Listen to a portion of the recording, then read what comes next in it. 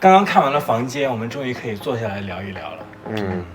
如果你向我们的观众介绍你的话，你会希望大家怎么记住你？好，大家好，我是 Raymond， 然后我是一个普通话比较好的 CBC 吧，对啊，能够有幸认识这2位。他是上海人，是啊，但是他是我认识的普通话说的最好的 CBC。你是几岁到上海去的？回上海的？7岁吧，7岁到11岁。那是因为什么原因呢？就是爸妈觉得就是要回上海读一下中文啊，然后就被送回去了4年。对，那你当回去的时候，你的中文已经很 OK 了吗？还好，其实我的第一语言是上海话，然后我再学会广东话，然后你会讲广东话？我会，但是我講得講唔係好好啊，係。哦，都得啦，你講嚟頂我。你講的是你講嚟頂我啊！你講得係頂好，幾好，幾好，頂好係幾好啊？幾好啊！對。不過你的廣東話跟誰學呢？是因為我小時候就是我爸媽比較忙嘛，在加拿大的時候，我會把我寄託在一個阿姨家住了2年，然後他有4個小孩，然後他們只會說廣東話，所以我就逼着學着說廣東話。哇，這你就好了，你是在別人家一個阿姨家住了2年？對。就是那我們可以梳理一下你童年的一個時間線嗎？就是好像真的還住過蠻多地方的。對，像我0歲到5歲跟爸媽在多倫多，然後5歲到7歲跟一個好像是從什麼汕頭廣東的一個阿姨住了2年。到小學6年級畢業以後回到了加拿大。對，到了高中就是到大學都在加拿大。都在多倫多。差不多，對，附近。然後你後來又去歐洲念了研究生。我先去了紐約工作了2年，然後當中我還在那個比利時住了1年。我當時就覺得我的工作需要進入一個不一樣的方向吧，然後再去讀研的。所以你住過了那麼多個地方，再回到加拿大，你會覺得這麼多個地方你更喜歡哪裡？老實說，我比較想去亞洲誒。我真的有點想去。亞洲你是有沒有 specific 的那個國家？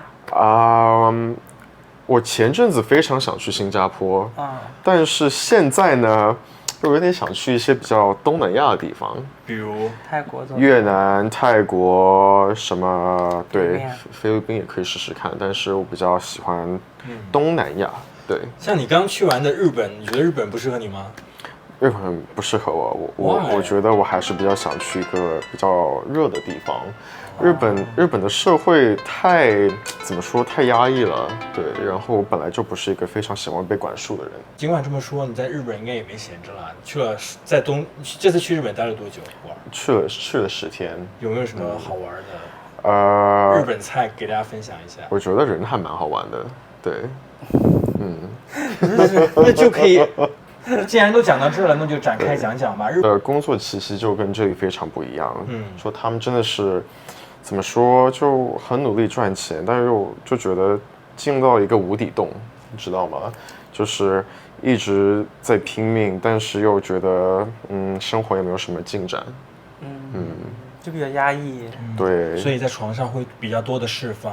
然後遇到了一個從加拿大過去日本玩的你，然後你們就可以在床上大做特做，是這個意思嗎？就他把他所有的工作的不滿啊、生活的一些壓抑全部發洩在你的身上，整個就是一個大那個衝擊性很強的一個老實說這個反差的確有這個反差，我就覺得他們社會制度就會讓他們覺得特別有這種方面的表達欲吧。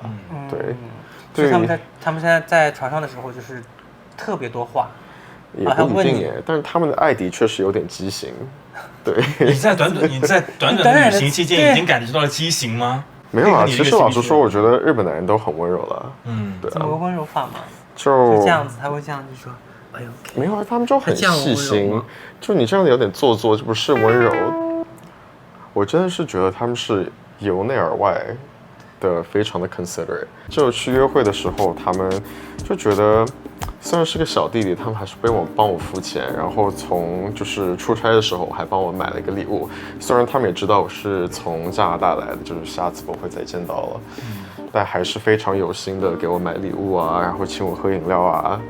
就觉得真的是很绅士，很温柔。他应该如果是第一次见面就给你送礼物的话，他应该是对你的喜欢程度还是蛮高的。对啊，就是因为不可能有一个普通人只是出于礼貌，我就一定要给别人带礼物嘛，对不对？他是应该是对你很有意思，他对你有很多想法。那有可能吧？你可以问问他。好，那么现在电话连线，把日本现在有时差，他们还在睡觉，把他叫起来。硬死给他发过去。说你从国内回来了以后，再到这边接入，你会有一种另外的不适应感吗？会，非常非常不适应，因为具体表现在哪些方面呢？就是英语能力下降啊，就是或者说英语基础不好。对，因为在上海读4年，你想你小学1年级，就是2年级到6年级的时候，的确是成长发育，就是语言啊之类的，会进步的比较快。等你回来的时候，你想你6年级了，又落下来了。对啊，就只好读这个半年的 ESL， 然后又把它挖回来了。我小孩子还是快的。对，所以就是像有一些不在这里出生的人，他们对英语的一些困扰，我也会能够理解，因为当时我也有过。对，但是我觉得这样子会让我的中文跟英语变得更好了。因为当你懂2种语言，或者是从一个语言到另外一个语言的环境里面，你可以随时随地的切换。这也是我为什么中文跟英语都会比较好。因为大家一般意识上说 CBC 啊，它本身就会有一些身份上的认同，在这个比如身份认同，在跟你这个性向认同的这个东西里边，会让你在青春期啊，或者在某个生活阶段，你会自己特别的矛盾吗？会加剧吗？会啊，的确会。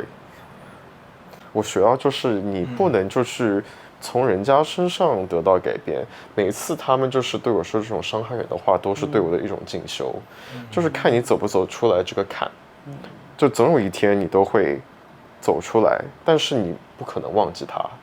老师，我觉得对国籍这个概念没有那么的强烈，我觉得对种族的方面上的一些另类感会比较强吧。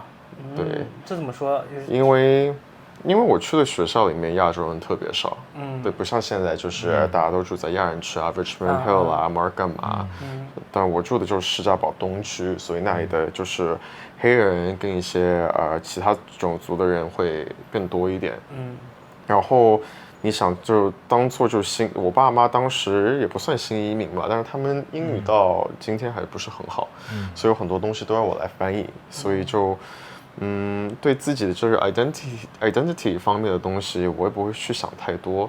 但是我非常明白我自己是谁，就我知道我是一个黄种人，但我也知道我是怎么说呢？我被中国的教育给熏陶过的人，对。毕竟像你这种还在国内上过小学的人，对啊，我戴过红领巾，你是个少先队员呢。对，然后我还知道中考，我还知道中考的那种竞争。我当时从上海回来的原因，就是因为我学习成绩比较不错嘛，然后就是他们就是去重点中学的时候需要有名额，他们就有点怕我会拿到他们的名额，所以我就被劝说你是不是要就是可以回国了。我说。然后我爸妈说，孩子是该回来了。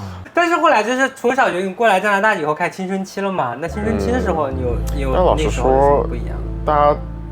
我觉得小时候大家对同性恋这个概念也不是非常友好。对，我还有假装。加拿大。对，我假装喜欢过女生。加拿大也对同性恋没有现在那么友好。没有啊，2000年怎么会？2002年，对啊，当时就大家不是很友好。那你当时在青春期的时候，你有就是先暗恋上了别人吗？那肯定有啊。你在加拿大喜欢的第一个男生是谁？那是我小学6年级的时候。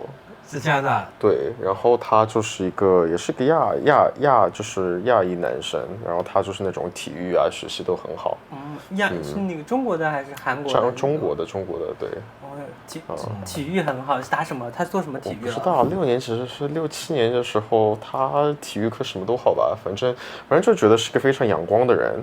但是呢，他是个妈宝男，因为有一次我跟我朋友去他家，我看他就是11、12岁，妈妈还在喂他吃饭，然后特别下头。11、12岁妈妈喂他吃饭？对，因为我们在打游戏嘛，然后我在那里跟他陪他打，他就这样子，就是妈妈喂他吃饭，所以就觉得。老实说，现在想想就觉得这就是有爱的家庭嘛，因为我没有这个有点，这不是有爱，这个有点就是过分了，就是。但如果他只是一个偶尔的动作，我可以理解，比如他在打游戏忙一些事情，妈妈喂了一口，我是觉得我妈完全不会，是有爱的。我就觉得那有点 over 了，10几岁不会喂的，真的不会喂。你要不等会吃吧，就不。因为当时我还说谎说我喜欢他喜欢的女生。他以为我是情敌，所以他就讨厌上你了对，他喜欢，但你其实是为了吸引他的目光，好像有点吧，应该就是这样。你想让他更加注意到你？我其实不知道我从来没有想过。可能就是潜意识的动作了。他可能小学的打他，我这样想说，你喜欢他，你为什么喜欢他？你有什么资格？然后就把他抱起来。没有，我的心里是这样想，我说他喜欢的东西应该是好东西吧？那我也跟他喜欢一样的东西。他喜欢 pussy 嘞，你喜欢不啦？那他应该也不知道喜欢的 pussy 是什么吧？对啊。那你在你成长的其他的阶段，你有喜欢其他，还是都喜欢亚裔多一些，还是有一些？也有喜欢过白人啊，就高中的时候。对，但他现在已经秃头了。对，基因问题。白人的什么？白人的花期很短啦。对啊。这高中，但你跟他有接触到吗？还是一直都是暗恋型的？就暗恋型，其实老实说，我现在也是暗恋型，我就是一个七情六欲很充满的怂包。对。那你现在暗恋谁啊？现在没有暗恋谁暗恋也不用暗恋吧？那你现在就是对谁有意思吗？也没有我有多动症，所以就我见一个爱一个吗？我也不知道。那你觉得，如果说你想表达爱的话，你的方式是什么？我不知道，我很怂我真的超怂的。那你是一直都是别人主动先的？我还是需要人家主动。对，但我喜欢的话，如果我跟人家说我喜欢他的话，我应该是在一个非常有安全感的时候吧。我好希望每天有一个问我你今天是什么颜色的。你今天什么颜色？我今天有可能是什么颜色？今天有可能是那个橘黄色。就像那个太阳一样。对，因为我每天就如果睡不着的话，我会想象我会自己就是编出一种颜色，你知道吗？我每天入眠的时候会有一个颜色。对，我睡不着的时候，我想象的一个就是，但我很少睡不着。但是如果我会睡不着的时候，我会想象一个很固定的一个画面，就是我前面有一片大海，然后我是海边的一朵莲花。这有录进去吗？等一会儿，海边是不会有莲花的。对，但我就是这样一个画面，我是站在只有那个海边的沙滩上，只有我这一颗白色，就是那个金色的莲花了，就是这样一个画面在那儿。然后我就可以再感受大海，然后我就睡着了。那我们就直接进入下一个话题，我们就聊聊 Raymond 的爱情。性需求很高还是爱需求很高的人？我以为我性需求不高，因为我有一个帮我算过八字的一个仙姑，我就说我是个纯爱战士。纯爱战士，不可以，我们要让大家看到你的。然后他就说我不相信，然后我说你说对，他说那我说我是一个就是情感价值需要拉满的人，我对情感需求特别特别的高，就是我其实不常约会的原因是因为就不认识的会让我觉得没有感觉。对，不管是所以你觉得心里面一定要有很多很多的爱才可以？可是就感情吧，不一定是爱。对，激情也可以，激情也是要有一点基础吧。对啊。那你过往的这些交往的人里面，你印象最深的那段都好其实我都蛮喜欢他们，就是等一下，先几段认真交往的。两段 ？No way！ 对啊，不可能，因为我感情需求真的是非常非常的2段。那如果既然是2段，那就可以每一段都可以掰开了讲了。对啊，就讲一下第一段嘛。第一段就是我大学，我大学3年级大3的时候，然后有一个就是已经毕业的学长是通过我另外一个同学认识的，然后他已经在那个工作了，他也是 CBC 香港人。你最爱他哪个点？我没有那么爱他，其实我还蛮不喜欢他的。我先从就是他怎么样跟我表白的，是他先跟我表白的是他带我去 Montreal 旅游啊，然后其实我第一段恋情就是他们是那种金钱付出比较多的那种，然后他就带我去旅游，然后我们在吃法餐，然后他就说啊你要做我男朋友，我说好吧，然后呢，在一起之后呢，我们这个感情就有点变异了，你知道吗？因为他会说啊。就是他就觉得我这个人就是 social 很厉害，然后就是很自然，他朋友都很喜欢我。到了有一种地步，就是他的朋友，他觉得他朋友喜欢我多过他。然后他就开始精神 PUA 我了，然后他就会时不时就是说啊，我觉得我长得比你帅啊，我就是你就是长得不好看啊，不是怎么的，就开始就是来说我了，对。很帅吗？是什么型的人啊？就1.78黑色的皮肤，1.78米黑色的精瘦型的吧？精瘦型的，还是说有肌肉啊那种？就他腿很粗，对。哦，那就性欲很强。然后就鸡巴大吗？哎呦，是属于亚洲人偏大，还是说可以跟北美人可以跟北美比？对。哇哦，那是你做0，他做1。关你屁事！还是你们走的就是一个0.5退0.5的老实说，我们真的没有怎么做爱，就是做赛的比较多。对，8个月没怎么做爱，8个月孩子都能生出来了，而且8个月腿都是粗的，那就是性欲很旺盛的，咋可能饶得过你嘛？之所以所以性爱不和谐也是一个方面。对，其实我们性爱真的不是很和谐。性爱不和谐原因是什么？就它太大了，是吗？没有，就感觉不对，就他是硬的，我是软的，就觉得就是有些不对，因为我就觉得感情不对，就是性爱方面就不对。他也没那么初恋吗？应该算是吧。真正的交往的人。对。你没有住一起吗？当时？没有啊，我同居很难，我没有同居过。哦，所以你2段关系都没有同居过？大学没有啊。同居好可怕哦！你是对同居有恐惧的人？没有啊，就我还需要我自己的空间跟时间。那你能想象到你 eventually 终于会跟一个人同居，或者是住在一起吗？再说吧。对啊，我还没有遇到。已经感受到了一些不确定，是吗？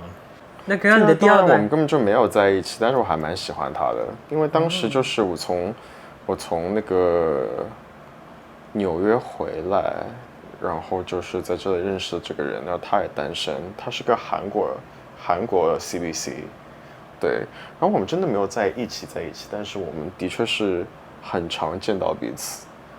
就是一直在一个暧昧期这样子，没有就是 dating 暧昧，但是没有走到 commitment relationship 这个阶段是吗？我没有说，但是我也没有睡其他人，他也没有睡其他人吧？对，就有些时候我觉得跟我在一起真的是一个感觉对了，就是对了，就当时也年纪比较小，然后我也是一个比较怂嘛，就大家都不会说，但是我也没有在 care，就是我占有欲不是很强，但有些人非常不 OK，因为你没有足够的自信或者是这种力量。那你跟他就是就没有说明，但是该做的也都做了。对啊，该做都做了。对啊，他哥哥我也认识，我喜欢他，就是他审美很好，然后他也算实在嘛，就是有什么说什么。就比如说，他表达是比较直接的，对这种。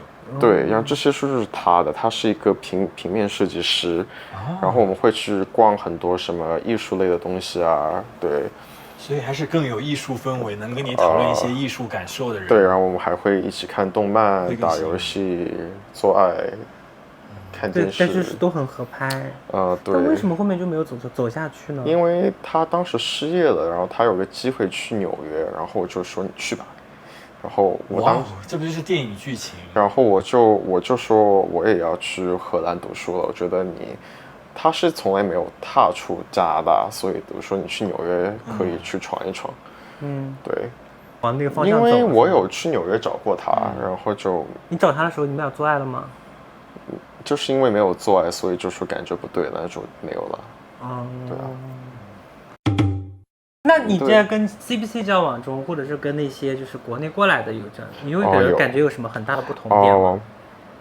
有，就老实说，我觉得 CBC 更加 romantic，他们更走那些就是爱情很伟大那种。但是我觉得从就是跟中国人谈恋爱，他们真的好实在，好就从国内过来，比如留学生啊什么，对，在国内长大的，他们的想法还有就更加实在。有比较两种极端，就是有一种就觉得就是家里有点小钱就他妈的拽个屁啊，另外一种就是真的是要找老公的那种。然后我就觉得刚认识怎么可能就这么轻易的说你要做我男朋友呢？就觉得也好不真实哦，但是真是很实在。他们觉得两个人在一起就是一个 goal，但我就觉得两个人一定要适合彼此才可以在一起。那他们相处时间太短了，你觉得还没有完全确定他们就对，就比如说他们说 What are you looking for？ 如果他们说是 boyfriend 的话，我就觉得好奇怪哦，就是说就是来相亲吗？那可能就相亲吧，他们对啊，我就觉得还是要慢慢的认识。那什么样的答案会吸引你呢？就是说没有啊，就是说就是想多认识点人，就做朋友，就是说pretty open-minded，对啊 pretty open，no agenda。对其实我还蛮希望人家就说，我觉得你吸引我的点是什么，然后很想认识你，我会那个很加分。所以他需要指出那一点，比如说看了照片，我觉得你的对，我觉得你好帅哦。或者是对啊，但如果说你眉毛好错，就说因为我也知道我眉毛很粗。我刚刚本来想夸一下，我说你的眉毛怎么那么粗，而且它的睫毛真的很浓密，很对啊，很浓密啊，那个可以，睫毛可以，它睫毛很好看的，因为从侧面的角度。那我们可以拿出你的那个 Grindr profile 读一下吗？你可以看我的 Hinge profile， 这是什么 ？Let's chat about 这是什么 ？Let's chat about how I just ate some ice cream and I'm supposed to be cutting. Yeah, that's not very ideal, but that's okay because, it's a long-term process and I'm working on it and I just want to share that with you. Yep. 哇哦，声音是很磁性，但内容很没内容。Okay. My greatest strength, unbothered in the best way possible. Unbothered in the best way possible。可以给我们解释一下吗？这个我又没，这字面是这个意思，但是还有什么意思吗？我想说他，就是我觉得你的话一定是有深层含义的。对啊，就是 What's the message behind of this？ 就很平淡啊。就这样？我很平淡，是我最好的 quality， 也是我最不好的，对啊。所以在现在你在追求伴侣的时候，你还追求轰轰烈烈吗？还是要觉得大家平平淡淡舒服？可以内心波涛汹涌，表面平平淡淡。My most irrational fear is losing autonomy， 就是失去自我。对啊。所以自我对你是一件很重要的事情。对啊，就如果自己都不能，对啊，如果有一天我不能自理了，或者是我一天一定需要另外一半。让你在家只能在家不去工作，你可以吗？不行，那是 losing economy。那他可以给我钱去做艺术啊，或者去读 PhD 啊，我可以。但他不喜欢你抛头露面，就在家里面，就是一个 trophy wife 的概念。那我当然你要想好了再回答，万一真的有 sugar daddy， 你愿不愿意做 sugar daddy？ 对，你愿不愿意做 sugar daddy 的 trophy wife？我可以啊，因为我觉得我是个非常多功能的人。trophy wife， 你也可以做得很好。对啊，我也可以做得很好。你就上得了厅堂，下得了厨房，或厨房有下人，就是可以帮我们做。但是如果你要去 host 一个 gala 的话，对，或者说去开一些会议，我可以当他最好的助理。pretty good。对啊，这为什么不可以？这就是你的照片没了。哇，这里的照片都很珍贵哎。都是，而且应该在上海吧？这些是的，对。哇，这个有录着 Raymond 小鸡鸡的小 Raymond。对。这照片就是不给大家一一展示了，大家就是喜欢我们的 Raymond 的话，就记得在我们的联系方式里找到 Raymond IG 加上他，然后大胆的抛出橄榄枝，因为我知道我们的那个观众里有一些一定是多伦多本地的或者美国啊、纽约啊，也都可以的，尽管找过来亲自到这个家里这个沙发上看这些照片，OK？ 当然，我今天真的聊得非常开心啊！不仅可以看到他的房间，看到他的床，还有看过它的飞机杯乘以2，2只，对，2只飞机杯，它就是这边可能要用一个，然后这边可能要用一个，2个的这种状态。如果还有一些观众朋友也很想跟我们分享你的故事的话，也欢迎给我们发邮件，给我们在 IG 留言都可以，在我们评论区留言都可以。谢谢大家，对，谢谢大家，然后不要忘记1键3连。欢迎大家来点赞、关注然后开启你的小铃铛，然后看到更多 Gay to Gay 的视频。谢谢。Please like, comment, and subscribe to Gay to Gay for more amazing content. Thank you.